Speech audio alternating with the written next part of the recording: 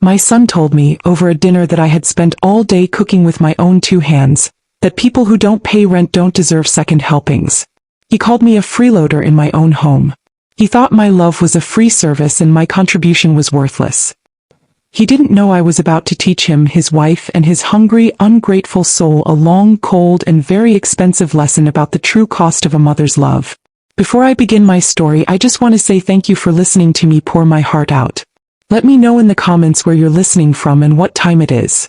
I love hearing from you all. It reminds me I'm not alone in this. Now, let me tell you what they did to me. My name is Esther Mae Washington, and for 69 years, my greatest joy has been feeding the people I love. It's a love language I learned at my own mother's knee, a language spoken in the sizzle of frying chicken, the sweet aroma of baking bread, the quiet, steady rhythm of a pot of collard greens simmering on the stove. After my dear husband, Samuel, passed away, this house, the one we bought together with the first real money we ever saved, became my quiet kingdom and my kitchen, its heart. That all changed a year ago when my son Tyrone lost his job. At 45, he was a man who had grown accustomed to a certain kind of life. A life of success, of status, of a comfortable six-figure salary from his sales manager position. The sudden loss of that life, in a wave of corporate downsizing, had broken something in him. His wife, Keisha, a woman whose entire identity was wrapped up in the image of affluence, did not handle the downfall with grace. They came to me, of course. To my small paid-off house on a quiet street. A house that suddenly looked like a lifeboat to them. "Mom," Tyrone had said, his voice stripped of its usual confident swagger, "we're in trouble. We're going to lose the house. We have nowhere else to go." What mother could refuse? I opened my home, my sanctuary, to them and to my two precious grandchildren, Leo and Maya. I told myself it was temporary. A soft place for them to land while my smart, resilient son got back on his feet. That was a year ago. Their temporary stay had become a permanent occupation. Tyrone, his pride a raw, festering wound, had taken a lower-wage job at a local hardware store, a job he clearly felt was beneath him. The bitterness of his new reality seemed to poison the very air in the house. Keisha, stripped of her lavish shopping sprees and fancy brunches, became a queen in exile, her resentment a palpable, chilling presence. And I, Esther Mae, became the unseen provider, the silent, invisible engine that kept their world from completely falling apart. My modest but steady pension, the one Samuel and I had so carefully planned for, became the household's primary income. It was my money that kept the lights on, the water running. It was my money that filled the pantry with food, the refrigerator with milk and juice for the children. I did it without a second thought. It was my family. It was my duty. My role, however, quickly shifted from that of a loving matriarch and homeowner to something else entirely. I became their live-in cook, their housekeeper, their nanny. I would wake before dawn to make breakfast for the children, pack their lunches, get them ready for school. I would spend my days cleaning the house they were so quick to mess, doing the laundry they so casually discarded. I would have a hot home-cooked meal on the table every evening when they returned from their own unhappy days, ready to be served, to be catered to. My immense contribution, a contribution that saved them thousands of dollars a month in childcare, groceries, and household expenses, went completely unseen, unacknowledged. It was not a gift, it was an expectation. They saw my labor not as love, but as the baseline of my existence. They ate my food, lived under my roof, and yet, in their twisted, entitled minds, I was the one who was the burden. Keisha's disdain was 1,000 tiny cuts. "Esther, did you remember to use the fabric softener I like?" she'd ask, her tone implying I was too simple to manage such a complex task. "Try not to leave your romance novels in the living room, it looks so cluttered," she'd say, gesturing at the single book on my end table. Tyrone's cruelty was born of his own shame. He couldn't stand the sight of me, his mother, a quiet, constant reminder of his own failure to provide for his family. He'd speak to me with a gruff impatience, his words clipped, his gaze always fixed on the television, on his phone, anywhere but on me. I endured it all for my grandchildren. For Leo and Maya. They were the innocent casualties in their parents' quiet war of resentment, and my presence, my love, was their only real sanctuary. I would read to them, bake cookies with them, listen to their stories about school, creating a small, warm bubble of love in a house that was growing colder by the day. But the atmosphere was becoming unbearable. Tyrone and Keisha's bitterness was a creeping mold, spreading into every corner of my home. They began to see me not just as a silent servant but as a freeloader, a mouth to feed, a utility bill to be paid. They had so completely taken my contributions for granted that they had forgotten the fundamental truth of their situation. They were living in my house, eating my food, their entire precarious existence propped up by the very woman they had begun to despise. The stage was being set for a confrontation, a final cruel act of humiliation that would finally awaken the sleeping giant of my own self-respect. The breaking point, the moment my quiet endurance finally shattered, came on a Tuesday. It was a day like any other, a long, thankless stretch of domestic labor performed for a family that had forgotten how to say thank you. I had spent the afternoon making one of Tyrone's favorite meals. Slow-braised pork chops, creamy mashed potatoes, and fresh green beans sautéed with a little bacon, just the way he liked them. It was a meal of love, an offering from a mother's heart, a desperate attempt to reach the son I remembered through the bitter, resentful man he had become. The four of them sat at my dining room table, the table Samuel had bought for me for our 10th anniversary. The mood was, as usual, tense. Tyrone was in a particularly foul humor, having had a bad day at his hardware store job, a place that was a constant, grating reminder of his fall from grace. He ate in a sullen silence, his fork scraping aggressively against the plate. Keisha picked at her food, her expression one of bored disdain, as if my home-cooked meal were an insult to her sophisticated palate. Only the children, my sweet Leo and Maya, ate with any real pleasure, their quiet, "This is good, Grandma," a small, precious balm on my weary soul. I was not very hungry myself, my appetite having long since been stolen by the tense atmosphere in my own home. But I had served myself a small portion, wanting to maintain the illusion of a family dinner. I reached for the serving bowl of green beans to take a second, small helping for myself. And that's when it happened. Tyrone's fork slammed down onto his plate with a sharp, violent crack that made us all jump. He looked at me, his face a mask of pure, unadulterated contempt, his eyes cold and hard. "Don't touch that," he snapped, his voice a low, vicious growl that cut through the quiet room. "You don't pay rent here." The world stopped. The air grew thick, heavy, unbreathable. I stared at him, my hand frozen in midair, the serving spoon hovering over the bowl of green beans I had cooked. Did I hear him right? Keisha said nothing. She just took a slow, deliberate sip of her water, her eyes fixed on her plate, a small, almost imperceptible smirk playing on her lips. Her silence was a roar of approval. I looked at my son, searching his face for some sign of a joke, of a misunderstanding of the loving boy I had raised. I found none. Only a cold, hard resentment. He saw the look of stunned disbelief on my face and he leaned forward, his voice dropping to a cruel, explanatory whisper, as if speaking to a particularly dim-witted child.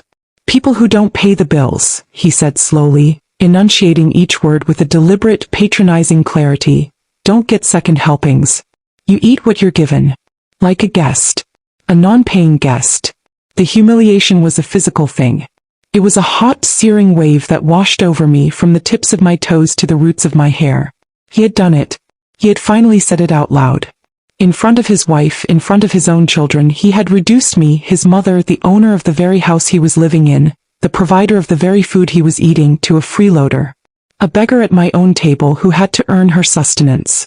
I looked at my grandchildren. Leo, at 10, was staring at his father with wide, horrified eyes, a dawning understanding of the cruelty he was witnessing on his young face.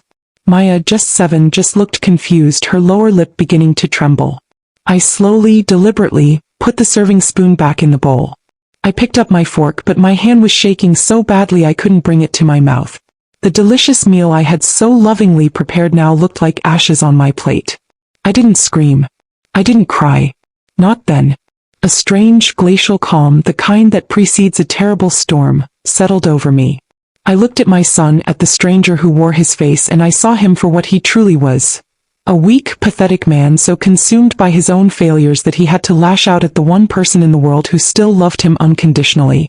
I stood up, my movements slow, steady. "You are right, Tyrone," I said, my voice quiet, but imbued with a new, chilling authority that made him flinch. "I have been a guest in this house for far too long, and it is high time I started contributing to the household." Keisha looked up, a flicker of triumphant surprise in her eyes. She thought I was finally capitulating, finally accepting my lowly place in her new world order. I took my plate full of the food I would now never eat and walked into the kitchen. I scraped its contents into the trash with a single decisive movement. Then I turned and looked back at them at the family tableau in my dining room. "Enjoy your dinner," I said, my voice as cold and as empty as the plate I had just discarded. "It will be the last one I ever cook for you." I walked to my bedroom and closed the door, the sound a quiet final click. The heartbroken mother was gone. The quiet, accommodating woman had vanished. In her place was a woman who had just been profoundly, unforgivably wronged. A woman who had been told she had to pay for her own food in her own house. Very well. A bill was coming due. But it would not be me who was paying it. The night after the dinner table humiliation was a long, sleepless turning point. I lay in my bed in the guest room they had so magnanimously allowed me to occupy in my own house, and I did not weep. The capacity for tears had been burned out of me by the white-hot fury that now consumed my heart. The pain was still there, a deep, throbbing wound, but it was no longer a paralyzing grief. It was fuel. I replayed the scene over and over in my mind. The slam of Tyrone's fork. The cold contempt in his eyes. The cruel, transactional words. "People who don't pay the bills don't get second helpings." And Keisha's silent, smug endorsement. They had, in a single brutal moment, redefined our entire relationship. I was not their mother, not the matriarch of this family, not the woman whose pension kept their pantry full. I was a freeloader. A non-contributing entity. A line item on their budget that was deeply in the red. "Very well," I whispered into the darkness of the room. "Let's talk about contributions." My mind, which had been clouded for so long by a mother's love and a misplaced sense of guilt, was now terrifyingly clear. For years, I had allowed them to operate under the delusion that they were the providers, that I was the dependent. They saw my pension as a small, quaint supplement to their own grand, if chaotic, financial lives. They had no idea that my pension, combined with my late husband's survivor benefits and my own careful savings, was the very bedrock of their existence. It was the quiet, steady river of cash that flowed into our household accounts every month, paying for the mortgage they couldn't afford, the groceries they took for granted, the utilities they so carelessly used. They had framed our relationship in purely transactional terms.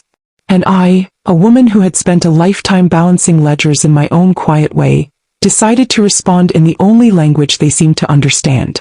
I would conduct an audit. A full, comprehensive, and utterly devastating audit of my worthless contribution to their lives. The next morning, I did not emerge from my room for my usual routine of making breakfast for the children. I let the house descend into its natural state of chaos without me. I could hear Keisha yelling at Tyrone to get the kids ready for school, the frantic, stressed sounds of a household suddenly without its silent, invisible manager. It was a small, satisfying symphony of their incompetence. While they were gone, I went to my small writing desk. I took out a fresh, new ledger book, the kind I used to use for church finances. On the first page, in my neatest, most precise script, I wrote, "Household contributions and expenses. The Washington residence." I began to work, my mind sharp, focused. I was no longer a heartbroken mother. I was an analyst, a forensic accountant of my own life. I documented everything. My monthly pension income. My late husband's benefits. The automatic deposits into the household account they thought was theirs alone. Then I detailed the expenses that were paid from that account. The mortgage. The electricity. The water. The groceries, a sum that made me gasp when I finally tallied it up. The children's school fees, their clothes, their after-school activities. The numbers on the page told a stark, undeniable story. My contribution was not just a small supplement. It was everything. Their combined salaries from their low-wage jobs barely covered their car payments and Keisha's insatiable appetite for designer clothes. I was funding their entire life, from the roof over their heads to the milk in their children's cereal. And for this, I had been told I did not deserve a second helping of green beans. The plan that formed in my mind was one of beautiful, simple, and brutal logic. They wanted me to pay rent. They wanted me to contribute. I would. But I would do it in a way they could not possibly comprehend. My revenge would not be a fiery confrontation. It would be a quiet, administrative act.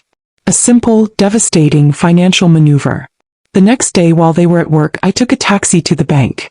I sat down with the branch manager, a kind man who had known my husband for years. I explained that I needed to make some changes to my accounts for estate planning purposes. I had him open a new private account in my name only. I then arranged for my pension and my survivor benefits to be deposited directly into this new secret account, effective immediately. The household account, the one they used for all their expenses, the one they thought was theirs, was now cut off from its only source of real income. It was now just an empty vessel, waiting for a contribution they were incapable of making. But I wasn't finished. The final piece of my plan, the part that brought a cold, hard smile to my face, was the padlock. I went to the hardware store, the very one where my son now worked, though I made sure to go during his lunch break. I bought 3 of the heaviest, most formidable-looking padlocks they had in stock. That night, after they had all gone to bed, after a tense, silent dinner of hastily made sandwiches, prepared by a resentful Keisha, I went to work. I moved silently through my dark, quiet house. I placed the first padlock on the large walk-in pantry door, its hasp clicking shut with a satisfying final sound. I placed the second on the main refrigerator in the kitchen. And the third, the biggest one, I placed on the deep freezer in the garage, the one that held all the bulk meat and frozen goods I had so carefully stocked for the winter. Then I went to my room, a small cooler with my own food for the next few days tucked neatly beside my bed. The kitchen, the heart of my home, the source of all my worthless labor, was now a fortress. And I, the freeloader, held the only keys. They were about to learn a very hard, very hungry lesson about the true meaning of the word contribute. The morning after I fortified my kitchen, the house was unusually quiet. The usual chaotic rush of a school day morning was absent. I sat in my armchair in the living room, a cup of tea from a thermos in my hand, and I waited. I didn't have to wait long. At 7:30, I heard the sound of footsteps on the stairs, then Keisha's voice, sharp with annoyance. "Tyrone, are you going to get the milk for the kids' cereal or not?" A moment later, I heard the rattle of the refrigerator door handle, followed by a confused silence. Then a more aggressive rattle. "What in the world?" Keisha's voice trailed off. She appeared in the living room doorway, her face a mask of bewildered fury. "Esther," she began, her voice a low, dangerous hiss. "What is this?" "There's a padlock on the refrigerator." "A padlock? Is there?" I replied, taking a calm sip of my tea. "How strange." Just then Tyrone came downstairs, his own face a picture of sleepy confusion. "What's going on? Where's breakfast?" He saw the padlock on the fridge, his eyes widening. "What the hell is that?" He strode over to the pantry door, rattling the new heavy lock with a violent, useless force. "And this one too. Did we get robbed?" I finally stood up, my movements slow, deliberate. I walked to the kitchen and stood in the doorway, my arms crossed. They both turned to look at me, their faces a mixture of anger and dawning comprehension. "The kitchen," I announced, my voice as calm and as cold as the frost on the window pane, "is closed for a comprehensive inventory audit. Access will be temporarily restricted to paying contributors only." They stared at me as if I had sprouted a second head. "Paying contributors?" Tyrone sputtered. "What are you talking about? This is our house." "Is it?" I asked, raising an eyebrow. "As I recall, this is my house. The one you are all living in rent-free. And as I also recall, just a few nights ago you, my son, informed me that those who do not pay the bills do not get to enjoy the full amenities of the household. I am simply adhering to your new house rules." I gestured to the small cooler I had placed on the kitchen table. "I, as the sole financial contributor to this kitchen's contents, have my provisions. You, I'm afraid, will have to make other arrangements."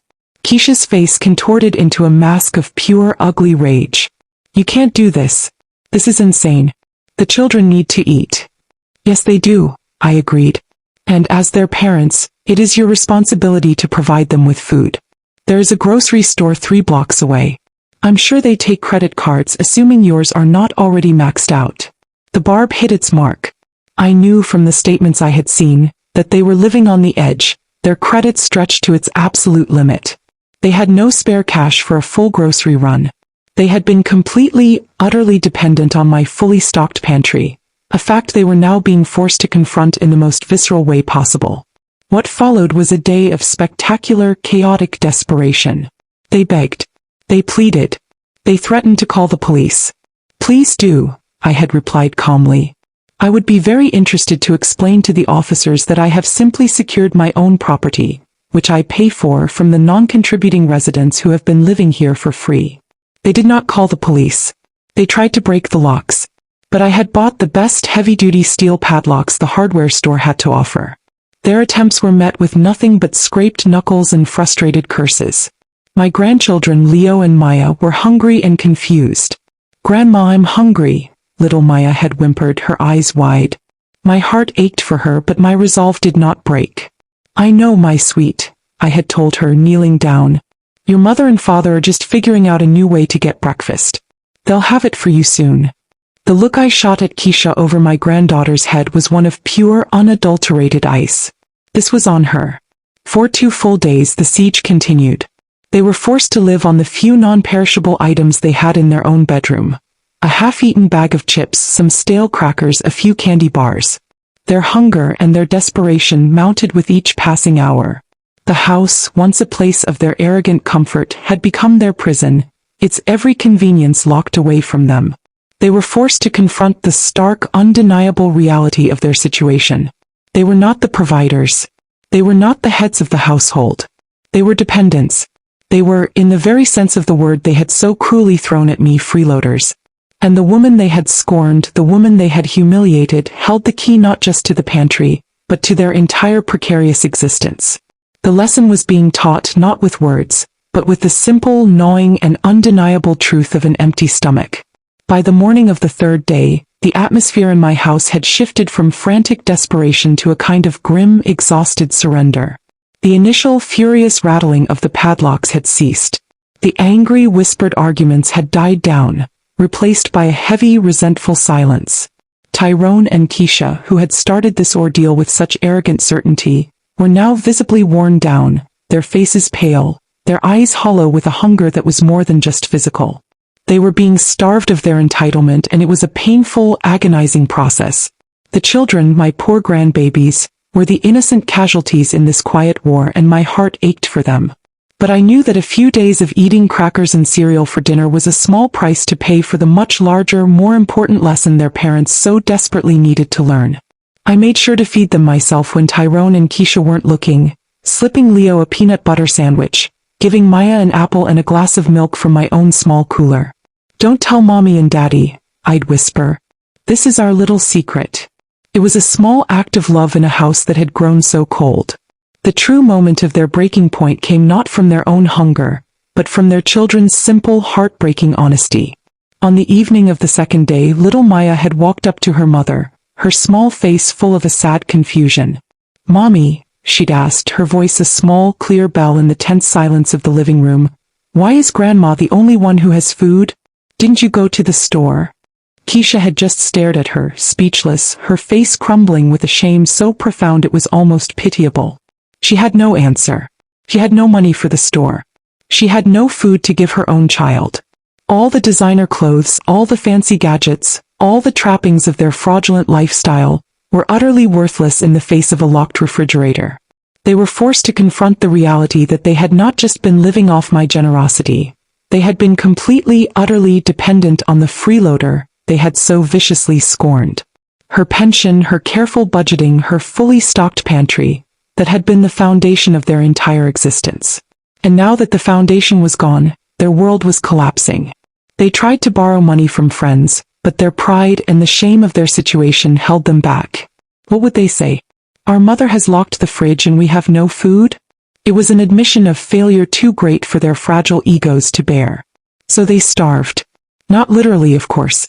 But they starved of the comfort, the convenience, the easy, entitled life they had taken for granted. They were getting a taste of the real world, a world of consequences, of cause and effect, a world where bills had to be paid and food had to be bought. And they found it deeply, profoundly unpalatable. The final surrender came on the morning of the 3rd day. I was sitting at my kitchen table sipping my tea when they entered together. They didn't shout. They didn't demand. They looked defeated. "Okay, Mom," Tyrone began, his voice a low, humbled murmur I had never heard from him before. "You win. We were wrong. We were so wrong." Keisha, her face pale and drawn, just nodded, her eyes fixed on the floor. The fight was gone from her. "We're sorry, Esther," she whispered, the first time she had used my first name without a sneer of condescension. "We are so sorry. Please, if the children are hungry." I looked at them, at these two broken, humbled adults, and I felt not a sense of triumph but a deep, weary sadness. It had taken this extreme, almost cruel act of mine to make them see the simple truth that should have been obvious all along. I had proven my point. I had made my value, my contribution, undeniably, painfully clear. Now came the next, more difficult part. Not just winning the war but dictating the terms of the peace. A peace that would be entirely, unequivocally on my own terms. I slowly, deliberately took a key from my pocket. It was the key to the padlock on the pantry. "I will unlock the pantry," I said, my voice quiet but firm, "so you can make your children a proper breakfast. The refrigerator and the freezer, however, will remain locked. For now." I placed the key on the table. "After you have fed your children," I continued, my gaze moving from one to the other, "we are going to have a family meeting. A real one. And we are going to discuss the new terms of your residency in my home. A new household contract is in order. And this time," I added, a cold, hard finality in my voice, "the terms will not be negotiable." They just nodded, their faces a mixture of relief and a new, dawning apprehension. The hunger strike was over. But their reckoning, I knew, had just begun. The family meeting that afternoon was not a negotiation. It was a surrender. They sat at my dining room table, the same table where my son had so cruelly humiliated me just a few days prior, and they listened. For the first time in years, they truly listened. There was no arrogance in my son's eyes, no condescending smirk on my daughter-in-law's face. There was only the quiet, humbled attention of two people who had been forced to confront the true, stark reality of their own incompetence and ingratitude. I did not raise my voice. I did not need to. I spoke with the calm, quiet authority of a woman who held all the cards. I had prepared my terms, a household contribution contract. I had written myself, my handwriting neat and precise. It was not a document of vengeance, but of simple, undeniable fairness. "You have been living in my home for a year," I began, my gaze moving from one to the other. "And in that time I have covered the vast majority of your living expenses. The mortgage on this house is paid, yes, but the property taxes, the utilities, the maintenance, and most significantly the groceries have all been paid for by my pension. My invisible contribution, as I have calculated it, amounts to well over $1,000 a month. My unpaid labor as your full-time nanny, cook, and housekeeper is worth at least 3 times that." They flinched but said nothing. "Tyrone," I said, looking at my son, "you called me a freeloader. You demanded I pay rent. Very well. I agree. From this day forward, this household will operate on a new contract." I slid the single sheet of paper across the table. It was simple, clear, and non-negotiable. First, they would begin paying me a monthly rent. Not an exorbitant amount, but a fair market rate for the 2 large bedrooms they and their children occupied. This, I explained, would cover their share of the property taxes and home insurance. Second, they would be responsible for half of all the utility bills. The electricity, the water, the gas. I showed them the previous month's bills, the ones they had never seen, the ones Tyrone had thrown in my lap. Their eyes widened at the cost of the warmth they had so carelessly taken for granted. Third, the grocery budget would be split 3 ways. Myself and them as a couple. They would be responsible for their own shopping, their own food. My pantry, my freezer were now my own private property. And finally, the household chores. I presented them with a simple rotating schedule. Cooking, cleaning, laundry, school runs. The labor of running a home, the labor I had performed silently, single-handedly for a year, would now be shared equally. "This," I concluded, my voice quiet but firm, "is what it means to be a contributing member of a household. These are my terms. If you agree to them, you may continue to live here under this new contract. If you do not, you have 30 days to find your own accommodations." They stared at the paper, at the stark, simple numbers that represented the true cost of their lives. They had no choice, and they knew it. They were financially ruined, their credit in tatters. They couldn't afford to live anywhere else. And they certainly couldn't afford to live without my continued, albeit now contractual, support. With a heavy, defeated sigh, Tyrone picked up the pen and signed his name. Keisha, her face pale, followed suit. The padlock on the refrigerator came off that afternoon. But the metaphorical lock on my own heart, on my own self-respect, remained firmly in place. The dynamic in our home shifted profoundly. The first month was a chaotic adjustment for them. They struggled with the budget, complained about the chores, argued about whose turn it was to cook dinner. But I did not intervene. I did not rescue them. I let them navigate the consequences of their own reality. Slowly, tentatively, a change began to occur. Without my constant, invisible labor propping them up, they were forced to rely on each other to work as a team. And without my endless, secret financial contributions, they were forced to live within their own means, to confront the true cost of their own desires. Their arrogance began to be replaced by a new, hard-won humility. Their entitlement by a grudging but growing respect. My revenge was not a single, fiery act. It was a quiet, daily, grinding reality. It was in the satisfaction of seeing Keisha have to scrub her own toilets. It was in the quiet justice of watching Tyrone sit down with the weekly grocery ads, a calculator in his hand, his face a mask of worried concentration. It was in the simple, powerful fact that I was no longer their servant, but their landlord. I had not just reclaimed my dignity, I had restructured our entire family dynamic. I had taught them a lesson they could not ignore, a lesson in value, in respect, in the true meaning of the word contribute. They had tried to starve my spirit. Instead, I had simply, quietly and completely starved their ingratitude. And in the quiet peace of my own home, a home that was now truly mine again, that was a victory that tasted sweeter than any meal I had ever cooked.